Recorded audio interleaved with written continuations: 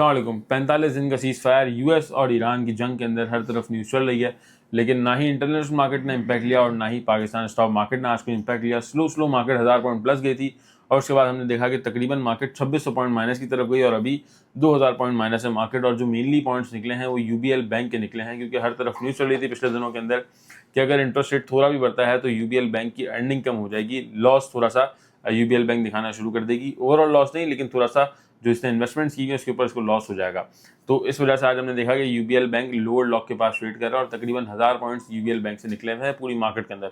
और इसके अलावा ओवरऑल मार्केट बहुत ही स्लो जो है वो काम कर रही है, बहुत ही स्लो ट्रेडिंग है, बहुत ही कम वॉल्यूम्स हैं, कंसोलिडेशन फेज लग रहा है मार्केट का।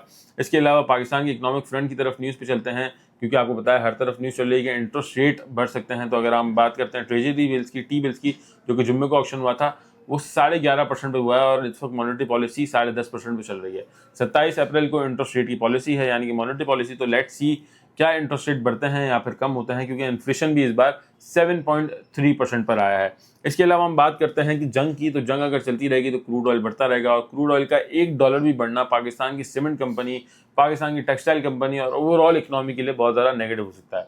और जो मेन न्यूज़ है जो वीकेंड के अंदर आई थी ओवर द वीकेंड, वो ये है कि पाकिस्तान $3.5 अरब यूएई को वापस कर रहा है, जो पहले लोन लिया था वो वापस कर रहा है, ताकि as a middle man in the जंग रिएक्ट कर सके, किसी का साथ ना देना पड़े पाकिस्तान को। इस वजह से यूएई को $3.5 अरब वापस कर रहा है। पाकिस्तान की इकोनॉमी के लॉन्गर रन के लिए बहुत अच्छा होगा, लेकिन फॉर नाउ पाकिस्तान के रिजर्व्स के लिए थोड़ा सा नेगेटिव हो सकता है और हो सकता है कि मार्केट इसी चीज़ का प्रेशर ले रही हो। इसके अलावा हम बात करते हैं कि पाकिस्तान के जो मार्च के टारगेट थे टैक्स कलेक्शन के, वो 8% से कम हुए हैं।